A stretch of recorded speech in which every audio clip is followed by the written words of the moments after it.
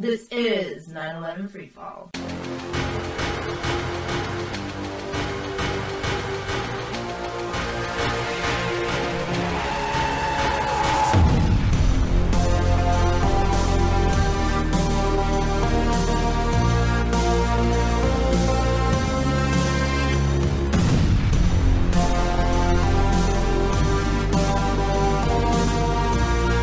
Good evening, ladies and gentlemen. Welcome to another episode of 9/11 Freefall. I'm the host, Andy Steele. Tonight, my guests are Richard Gage, Kevin Ryan, and Jonathan Cole. This is a long interview, so we're going to jump right into it. Before I play it, though, we're going to do what we do every week. We're going to take 10 seconds of silence to remember the victims of 9/11, their families, and all the people who died in the wars that followed 9/11. We'll do that beginning now.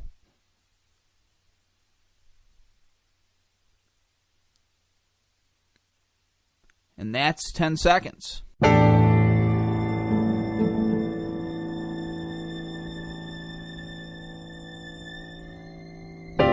My name is Leroy Halsey. I'm a forensic engineer and a professor at the University of Alaska Fairbanks. Steel is a very fire-resistant material. When a structure fails, my job is to figure out why.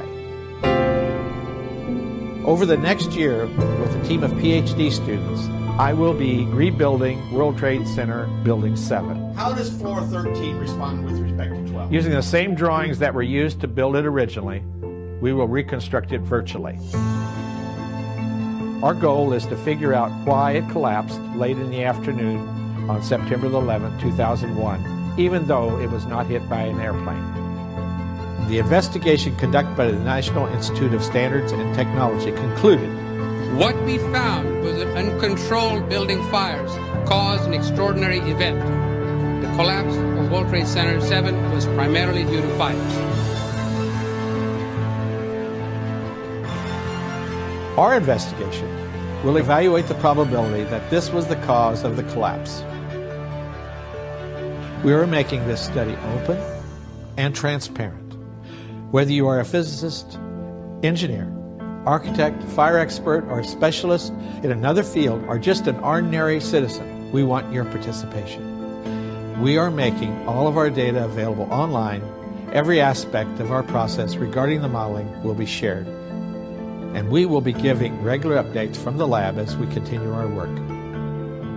Join us in getting to the bottom of why World Trade Center 7 collapsed on September 11th, 2001.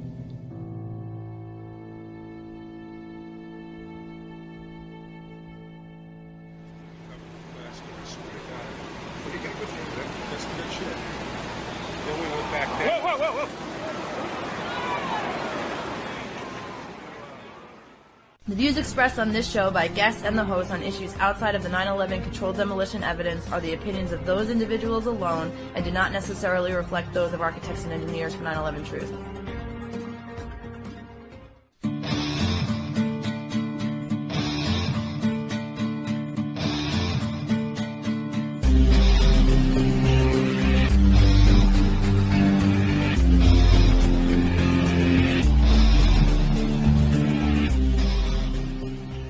I'm joined here by three well-known names of the 9/11 Truth movement. First, we have Kevin Ryan. For 10 years, Kevin Ryan has been the co-editor of the Journal of 9/11 Studies. He was also the founding member of Scholars for 9/11 Truth and Justice, Scientists for 9/11 Truth, and the 9/11 Working Group of Bloomington.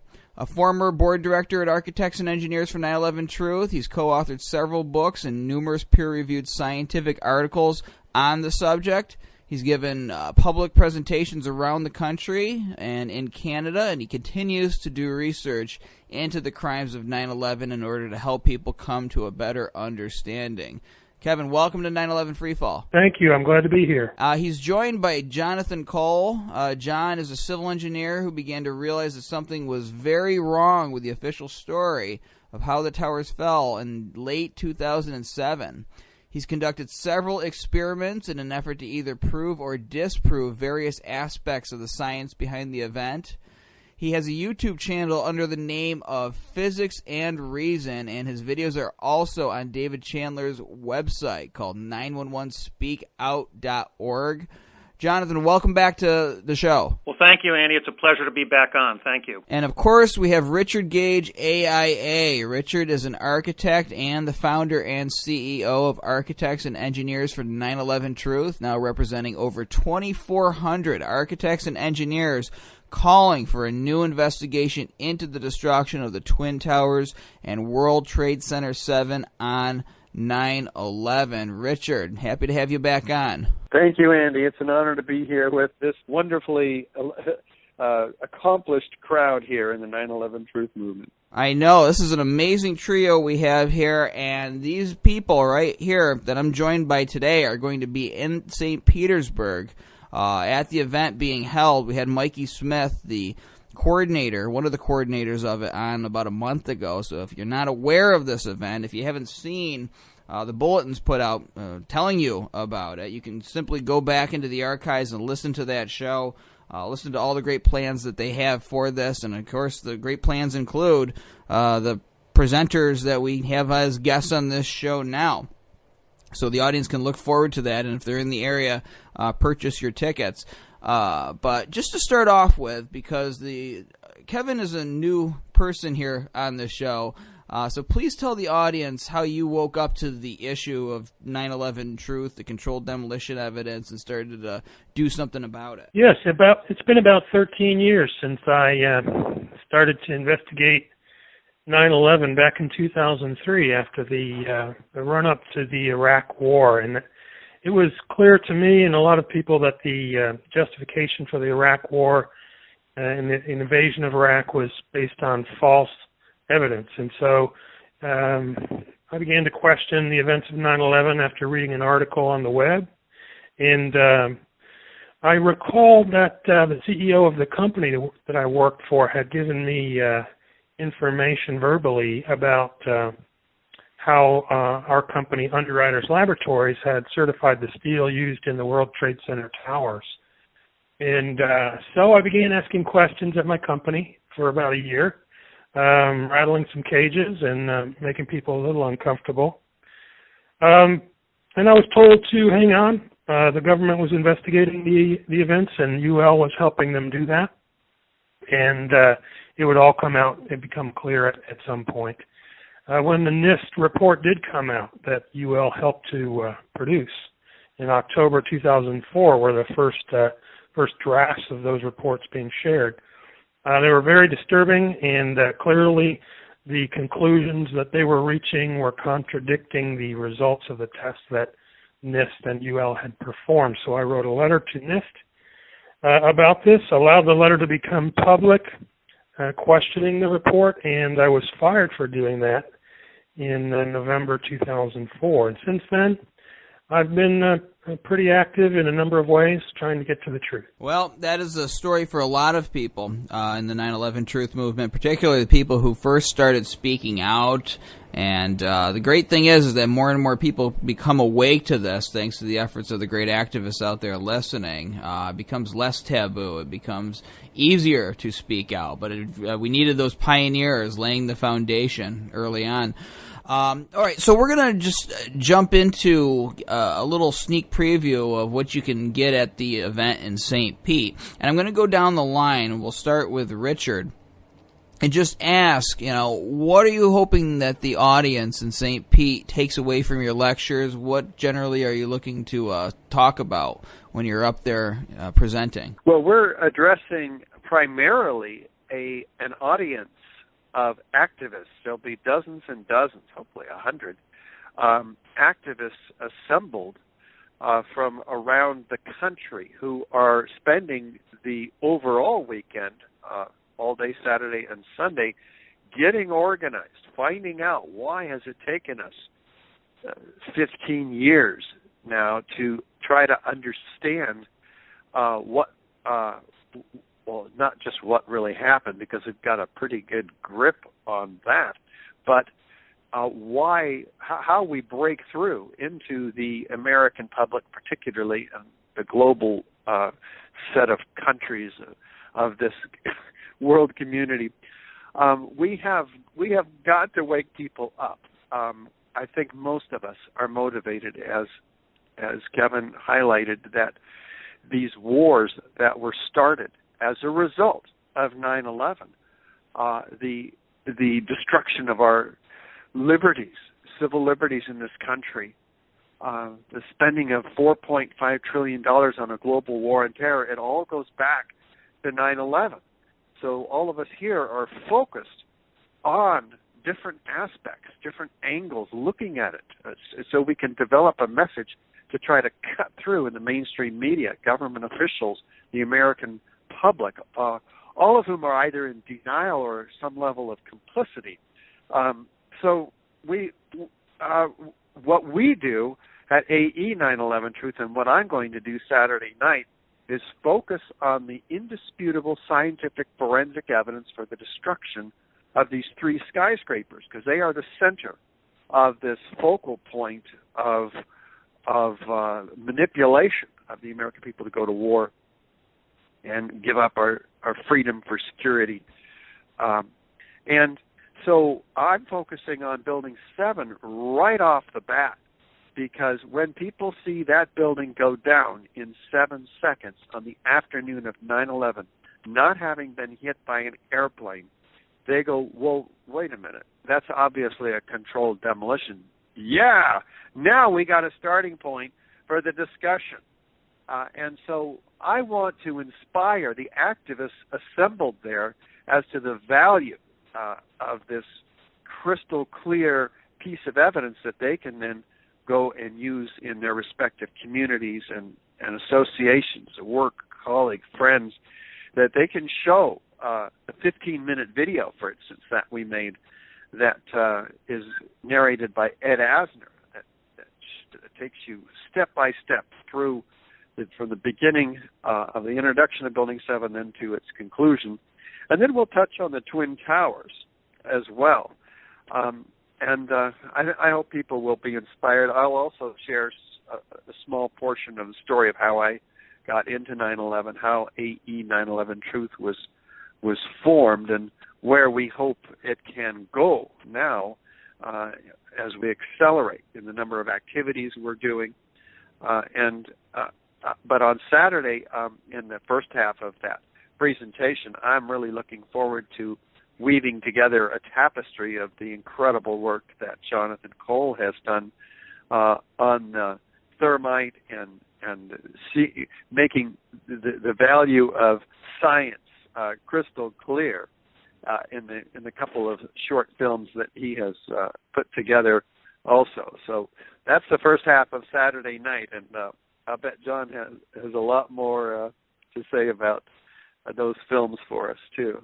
Right, and as my guest last week on this show said, an 8th grade physics book, nobody argues with an 8th grade physics book. I mean, there are some very basic concepts with which to approach this, and this has been the approach that you guys have taken, and AE 9/11 Truth has led the way with, that I think is going to completely pull the rug out from under this thing. It's kind of like that John Lennon statement or song. I don't remember exactly in what context this was said, but war is over if you want it. Well, 9/11 Truth is here if you want it, and it takes the will of the people out there who care about this issue to just not give up and keep on talking about it and chip away at the mortar, holding this official story together.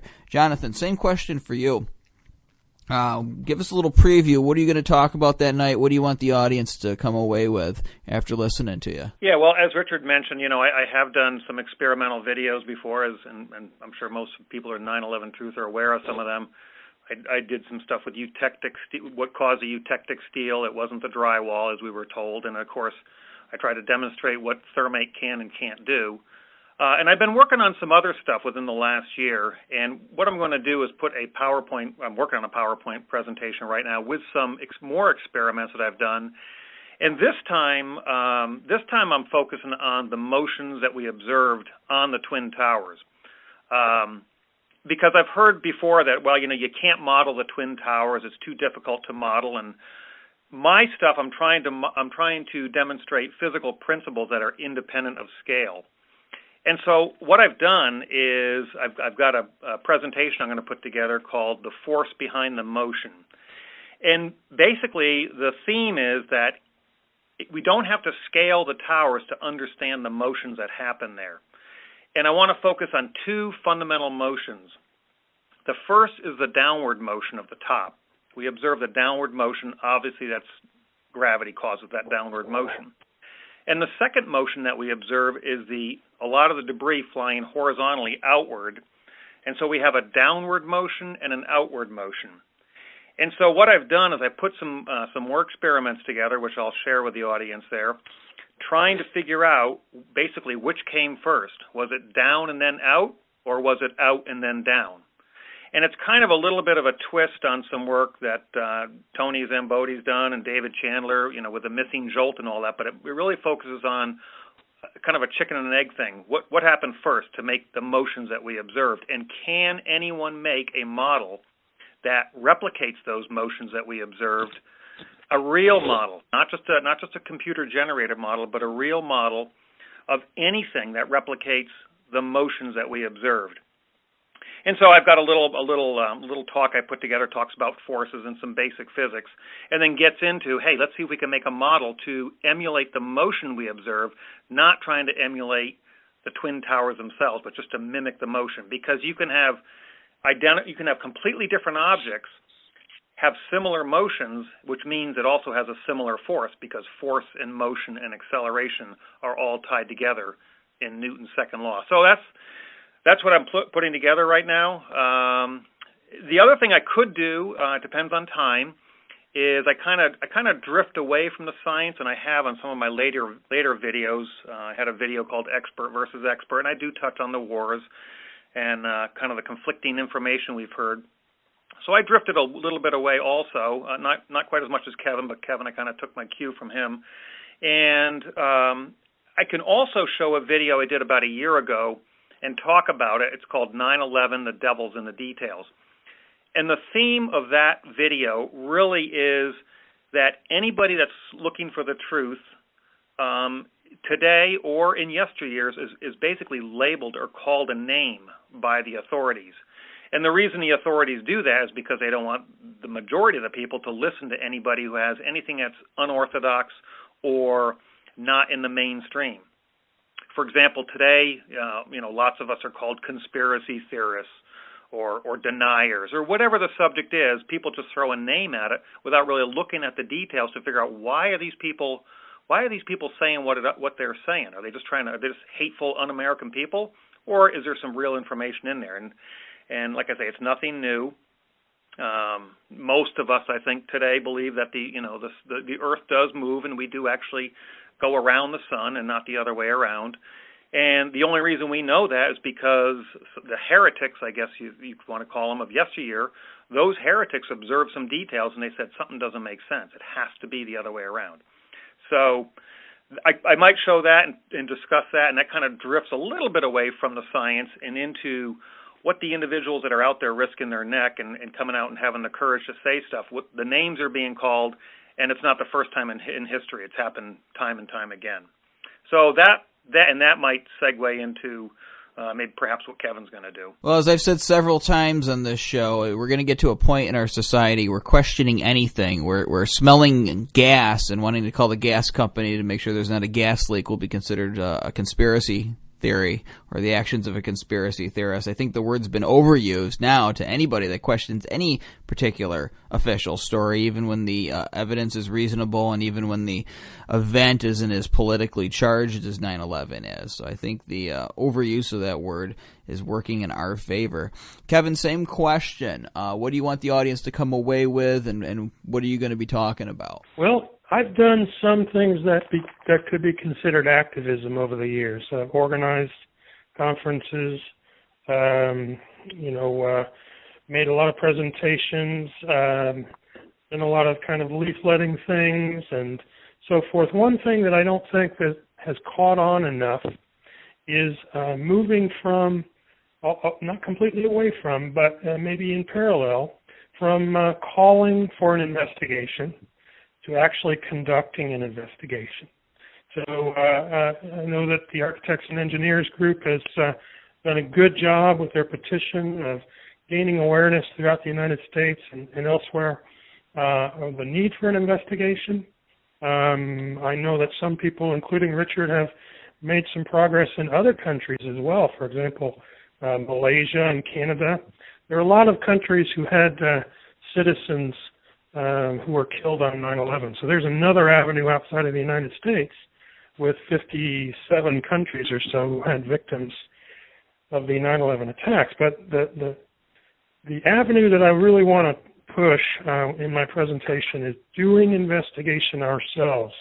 And I'd like to just share with the audience how I've gone about doing that, some of the successes I've had, some of the challenges I've had, some of the things I haven't done well that I wish I could do better, and just all of the ways in which an investigation can happen, tools that we can use to get to the truth, just very specific details about that.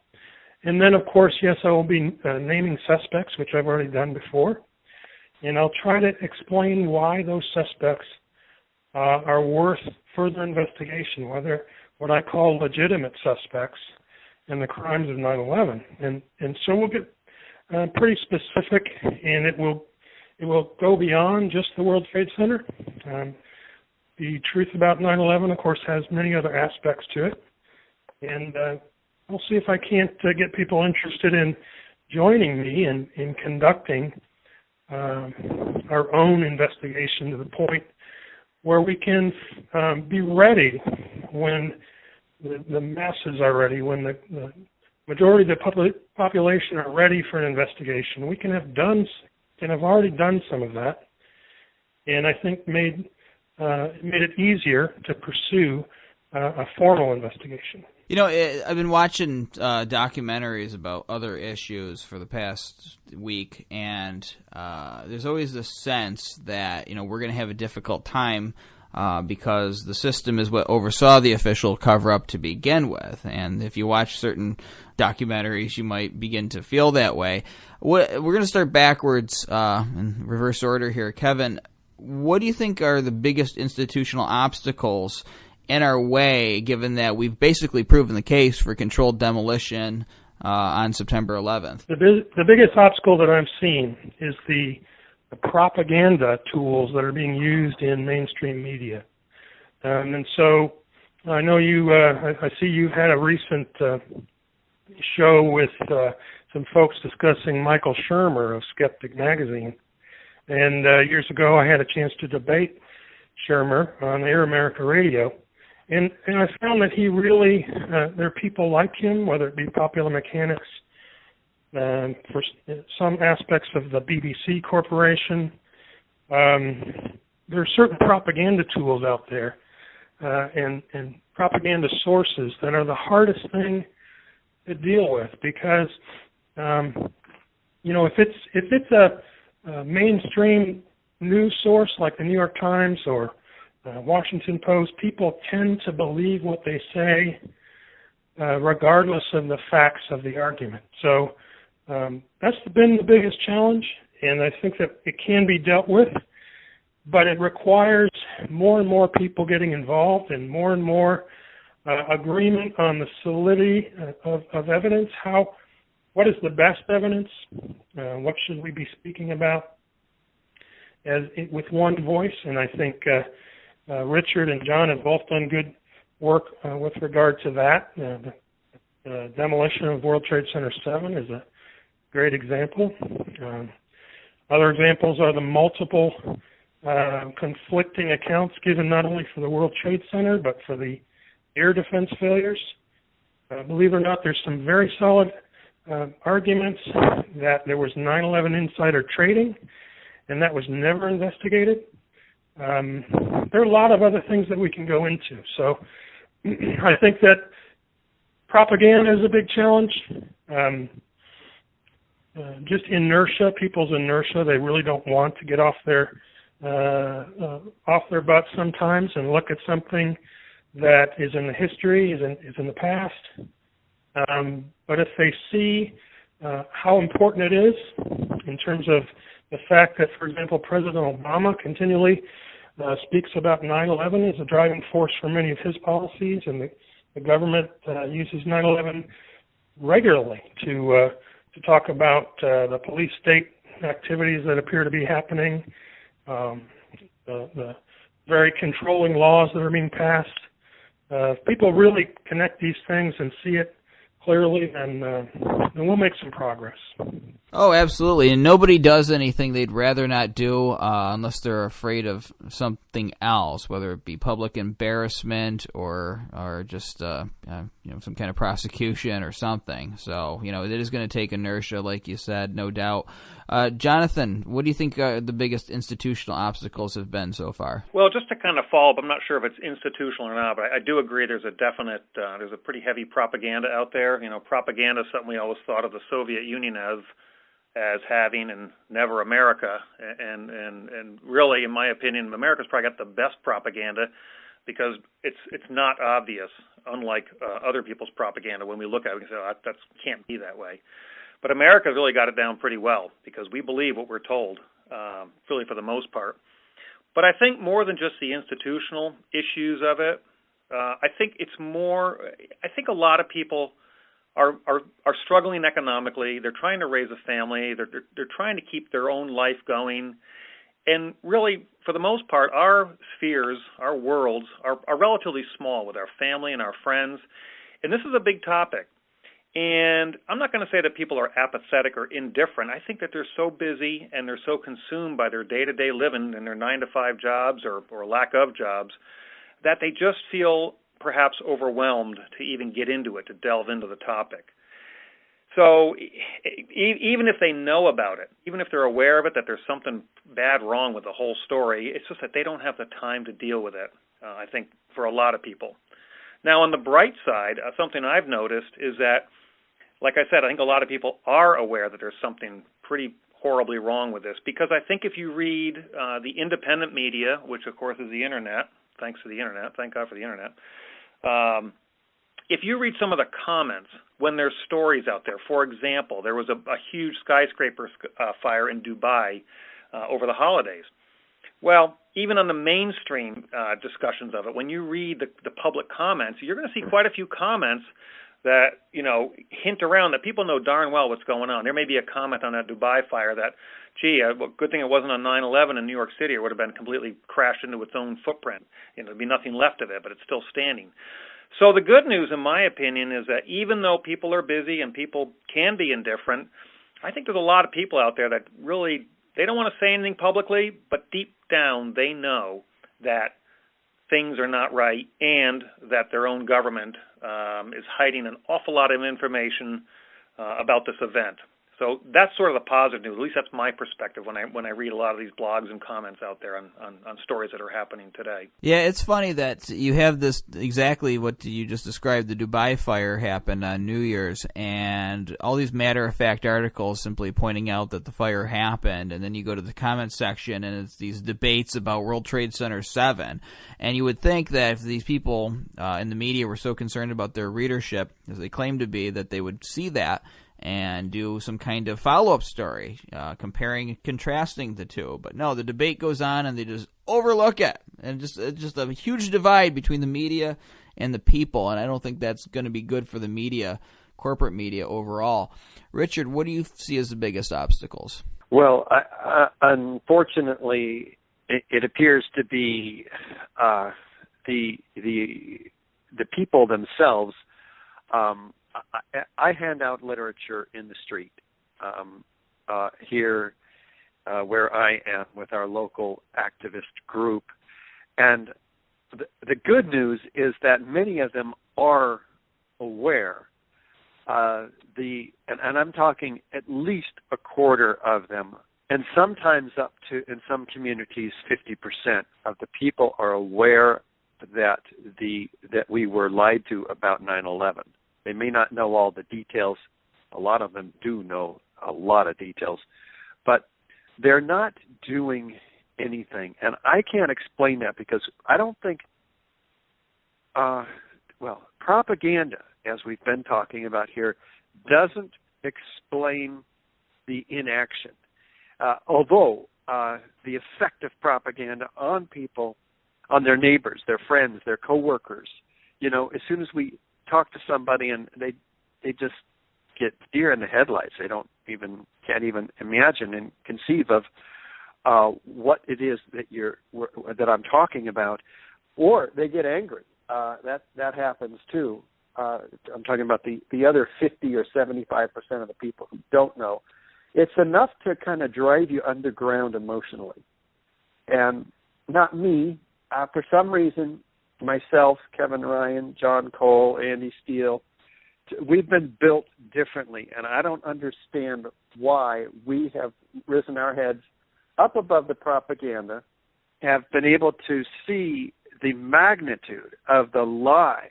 Why aren't people who are aware more willing, like ourselves, to cry out in the face of we're in the minority here. We're the crabs crawling out of the pot, and the other crabs are pulling us back down, hurling insults. That's not propaganda. That's our friends and neighbors who, of course, have been subjected to propaganda, who are part of a system that is as internally consistent as it can be to ensure their psychological survival.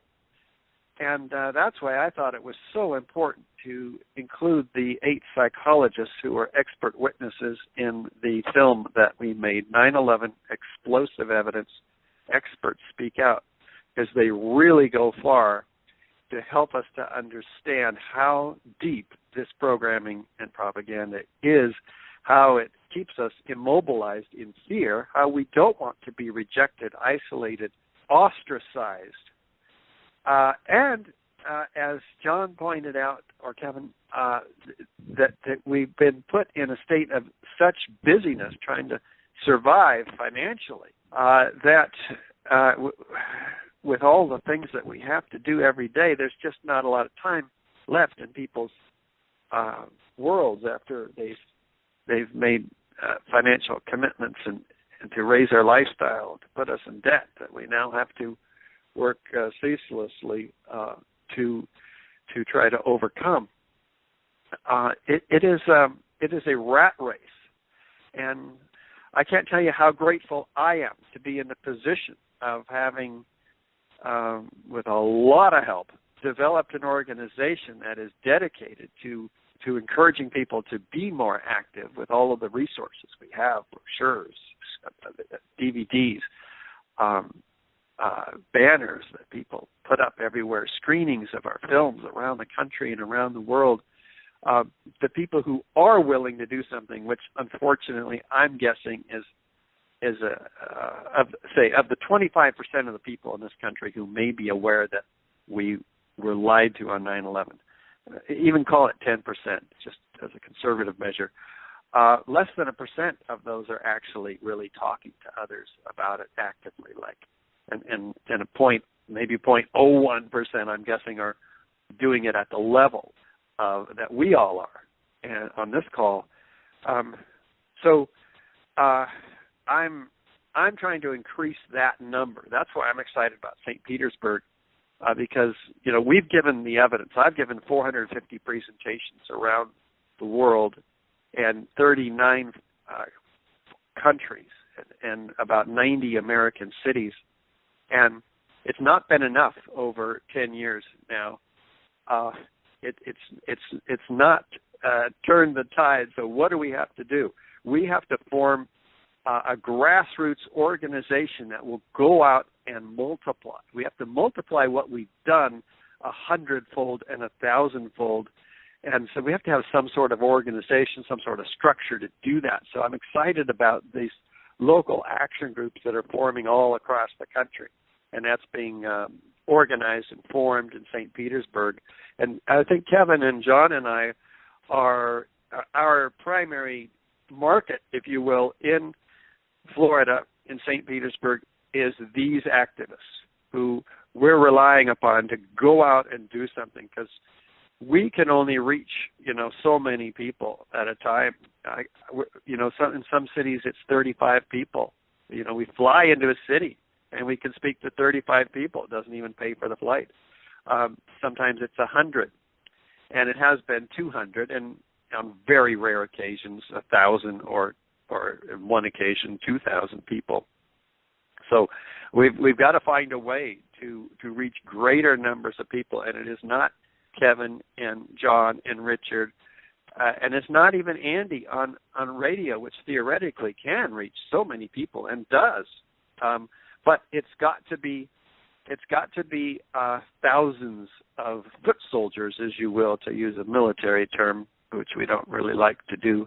But how do we inspire others to go out and step out and act and get them beyond their personal denial, getting back to the psychology of this situation? You know, and I believe it was Kevin who talked about last week's Michael Shermer episode. That was based off of an interaction that I had with him at a lecture he was giving here in Berkeley, in which, well, first of all, he was getting his facts wrong about the Twin Towers, so I couldn't help but point that out in the middle of his lecture, very calmly and nicely.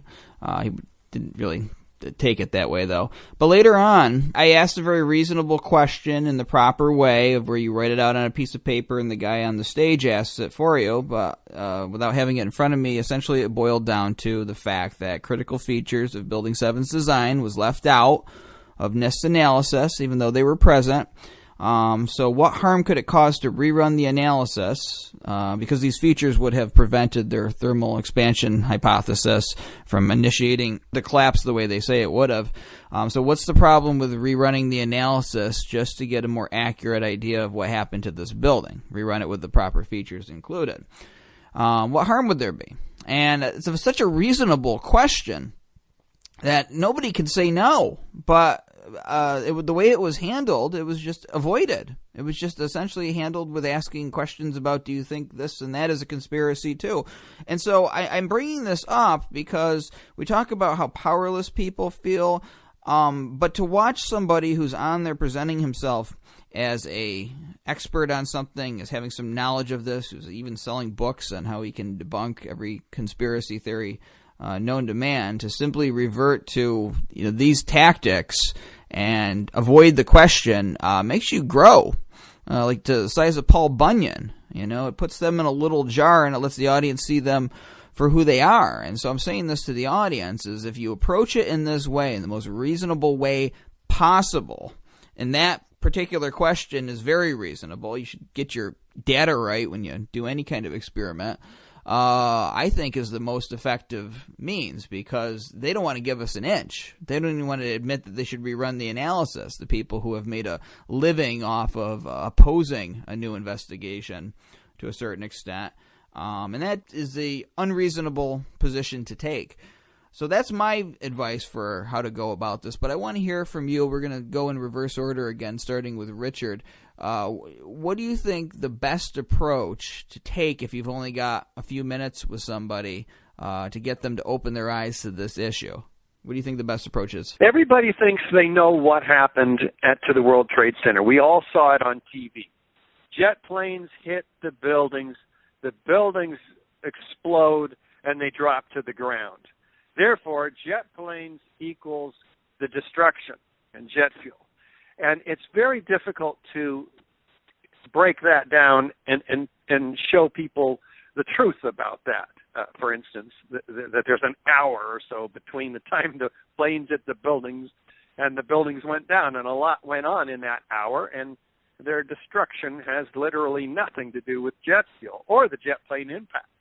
Or even as NIST acknowledges, the jet fuel was burned up outside the building, most of it, and the rest was gone in 10 minutes. And, of course, they have no explanation for all of the evidence of explosions and hot molten iron that occur at the onset of the destruction and after in the rubble. Anyway, so since people not only feel like they know what happened to the Twin Towers, but that they are emotionally impacted by the incredible shock and awe we were all subjected to on that morning, and put in a state of cognitive dissonance or infantile regression, where we're willing and able and wanting and needing, as a matter of our psychological survival, to get that information from a source we trust, our government, 19 fundamentalist hijackers, here's the passports, 48 hours later, here's the 19. It's all wrapped up in a package that makes us feel safe again. And yes, by the way, let's go get those bastards in Iraq who did this to us. You know, the logic is it just supersedes us because we feel or want to feel safe again and back into our nice, neat, tidy package of our worldview. So what I do is I start with something that they're unfamiliar with, most everybody. In fact, most every architect and engineer knows nothing about the third worst structural failure in modern history. So, and people weren't killed in this theoretically. I think there were a couple, at least, actually, in Building 7. And so we walk them through the evidence. We show them that the fires were virtually out, certainly on the floors where NIST said the initiation and collapse began. We show them that a single column failure, as NIST suggests, could not have caused the systematic, overall, symmetrical free-fall collapse in under 7 seconds of a 47-story steel-framed skyscraper. Never happened before in history that a fire brought the skyscraper down, and not since. So they get it. They really get it. You know what? When they get it, they know they've been lied to. That comes, it's bundled with it. They get it, and they know they've been lied to. So they're in a state of vulnerability. Their worldview is open to adjustment at that point, and they're open to hearing what really happened at the World Trade Center. So that's my secret weapon. Jonathan, what do you find when you only got a few minutes with someone? What approach do you take to open their eyes? Yeah, I found that a lot of people like to jump to conclusions or come up with an immediate reason as a counter-argument if I start talking about thermite or if I start talking about some of the science in there. So I try to break it down even further, or even more simple. And basically what I'll do is I'll hold an object in my hand, whether it's a pen or your glasses or whatever, it doesn't matter, and I'll hold it about a foot off my desk or wherever I'm standing.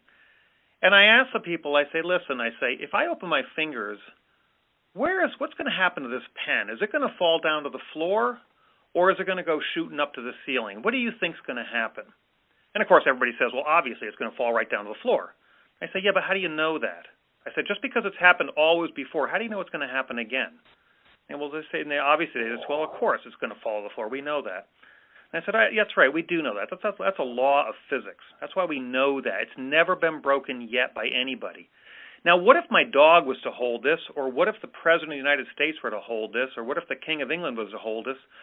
What if a Muslim or a Christian was going to hold this pen? Does it make any difference as far as who holds the pen when they open their fingers and let it go? Is it going to go to the ceiling or going to go to the floor?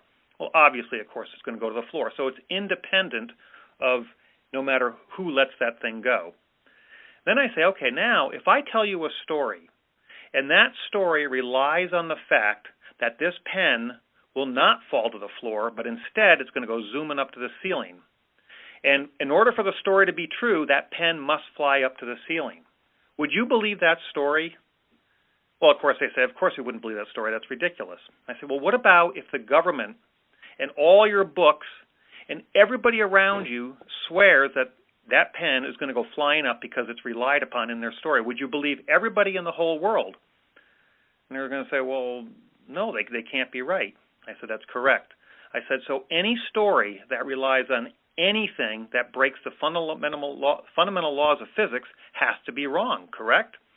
And I try to bring them in that way. And then, of course, I can go back to, for example, we were all told that, Santa Claus flies and reindeers flies, but that breaks the fundamental law of physics. So I said, if I tell you a story that relies on breaking the laws of physics, you wouldn't believe it, would you? And, of course, hopefully, most of them agree that, no, they wouldn't believe it. And then I get into the details of 9/11, some of the basic details, like Richard said, Building 7, free fall, all the stuff we've been talking about for years and years.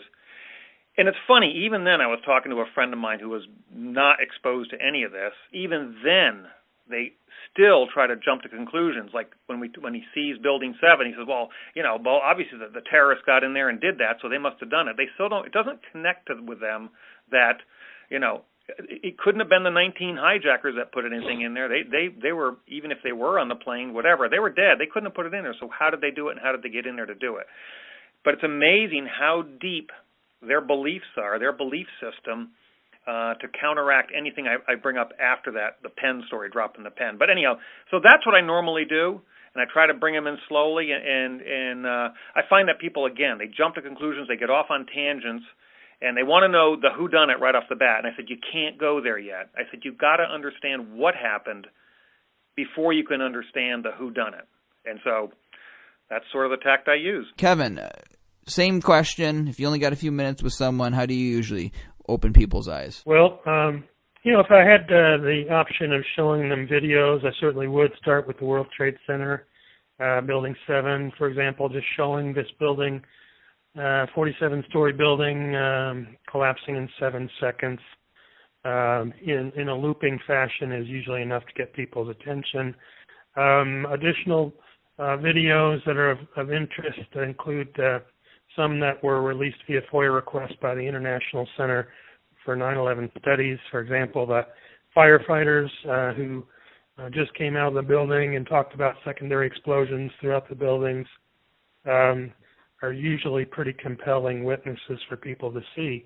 But if it was a two-minute elevator speech and I didn't have a video, I would probably talk about the falsity of the official reports, and not only how false they are, how they are in fact the third or fourth explanation for either the air defense failures or the building's destruction, and how the investigations were so negligent. I mean, the best we could say is that they are very negligent, and that they omitted or distorted most of the facts, the important facts around the events of 9/11. That the 9/11 Commission and FBI did not investigate many of the most startling leads, including 9/11 insider trading. That documents were being stolen by certain people, like National Security Advisor Sandy Berger. That the videos and a lot of the evidence is still being withheld, or was held for many years, and only released after public interest was lost. So there's a lot of things, the military exercises that mimic the attacks that day. There's just a lot of things that you could say, and I think that probably pointing people to one or two good books on the subject would be a way to start. One of the most bizarre things I thought when I first started waking up to this was when I learned that they didn't even want to have a 9/11 commission to begin with, that it took a couple of widows putting forth the lobbying efforts to get one started. I don't know how the administration ever thought they would get away with not having an investigation into this event. It takes a lot of you-know-what to even think you would get away with that. And then a lot of that was a whitewash anyway. Absolutely, and I'd also remind people that the war on terror is big business. It's huge business.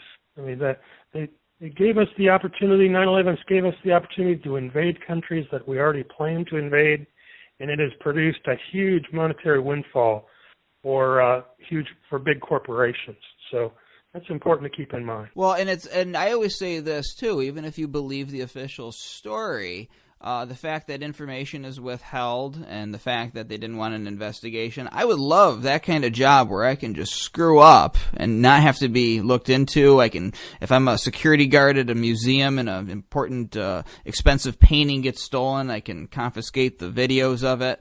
So that you can't see me sleeping as the person walks in and steals it. I mean, this is absolute nonsense, and that's another reason we need a new investigation. So I want to find out, we're going to start with Jonathan to mix it up here. What are some positive signs that you're seeing right now, and what's changed since you first started talking about this issue? What's some positive signs that you're seeing in the movement, if you're seeing any at all? Well, yeah, again, just to mention that I'm seeing more comments that people are aware of what's going on. But I think more importantly than that, I think with everything happening within the financial world, the 2008 debacle with the banks. I mean, there's even a new movie out about that called The Big Short.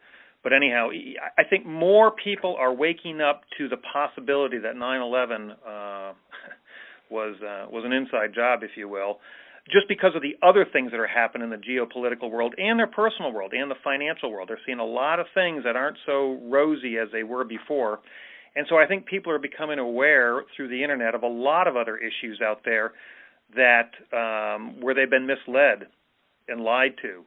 So the good news is I think people are far more receptive, at least they are when I first starting to get into this back in 2008, which was years after Kevin and Richard. But even since I've been into this thing, I just see more people are more receptive to at least listening to it and at least kind of, raising their eyebrows and say, oh, yeah, it wouldn't surprise me, because they've been impacted by other issues that are out there, not just the 9/11, the whole war things, the destruction of the Middle East, the chaos that's happening over there, the intentional chaos, in my opinion.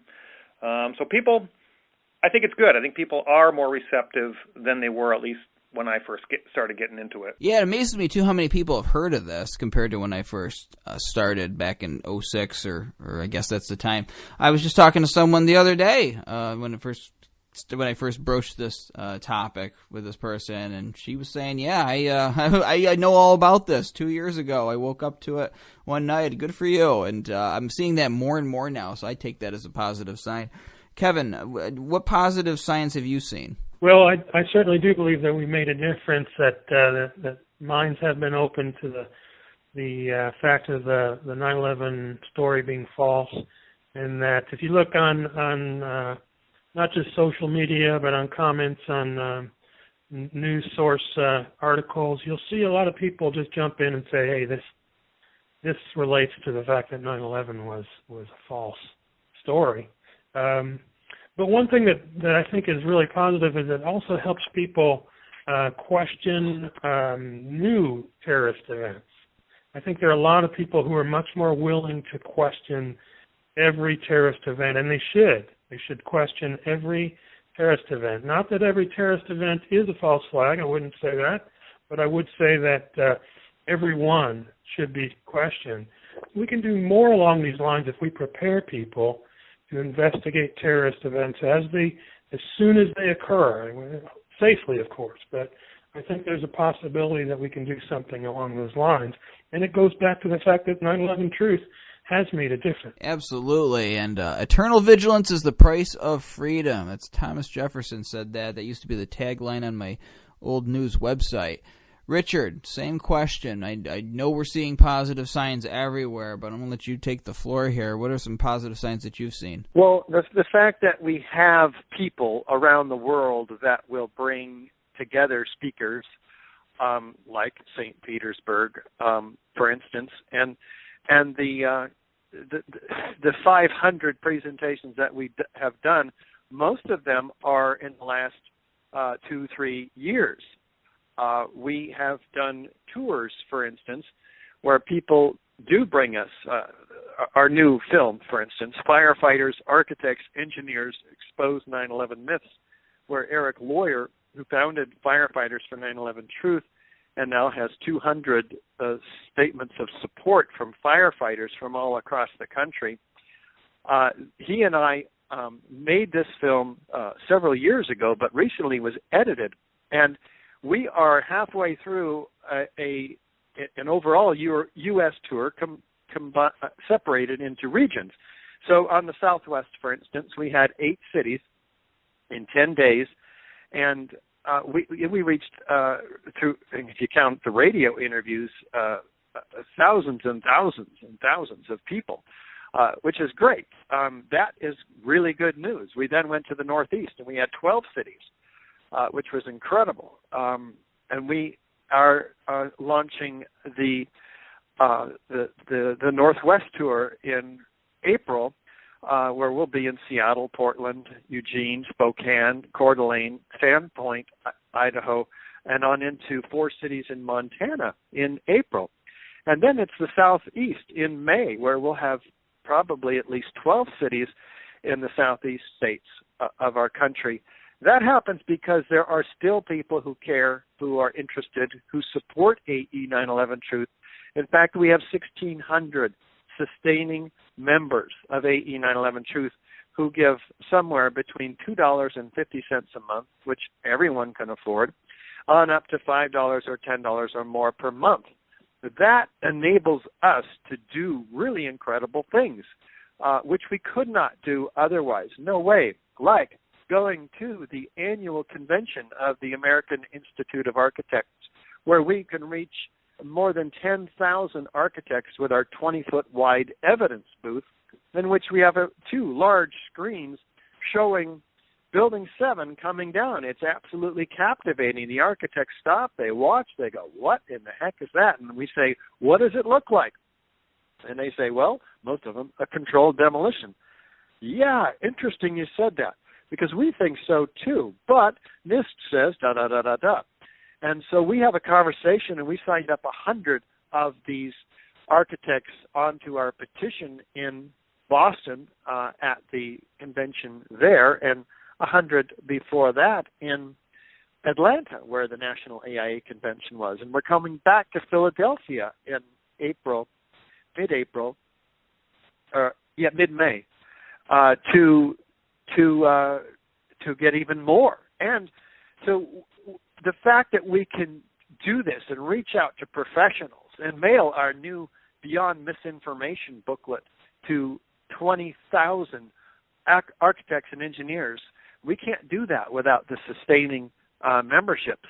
It's very expensive to print and mail these 50-page magazine-like booklets out all over the country and actually around the world now. So this is our most recent definitive statement, and we put a lot of work into it, led by Ted Walter and Andy Steele himself. And this has become a powerful tool to wake people up, and it's a very, very positive development, because we've now distributed more than 50,000 of them, and that is making an impact in the academic sector, which we feel is an important stronghold of denial, if you will, of support of the official story. We'll call it unconscious support, non-participatory support based on ignorance, and we're trying to overcome that ignorance with the distribution of materials. And these people wake up and they write us, and they have, for the most part, very positive, encouraging, open-minded statements that we receive back from them.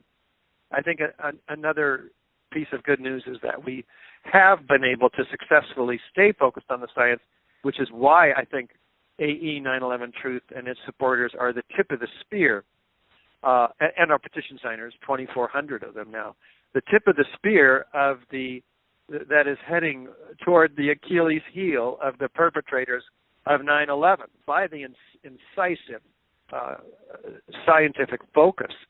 And then we let others who are more qualified, who are fearless, absolutely fearless, like Kevin Ryan, start to point the eye at the perpetrators themselves and their levels of complicity. Well, as a wise man recently said, we're pushing a really big boulder up a really big hill, but the great thing about that is eventually you get to the top of that hill and you get the satisfaction of watching it roll down the other side of the hill and lift this burden off the spirit of the American people. Guys, I want to thank you for coming on 9/11 Free Fall, and I want to urge everybody who can to go see them in St. Pete, see the Skyway Bridge, too. It's my favorite bridge in America. But, again, thank you for all the work you guys are doing. Thank you, Andy. Thank you. This program's on every Thursday night on No Lies Radio at 10 o'clock Eastern, 7 o'clock Pacific. You can also download MP3s of this show from the Internet Archive by going to 911freefall.com. This is Andy Steele saying have a great week and good luck.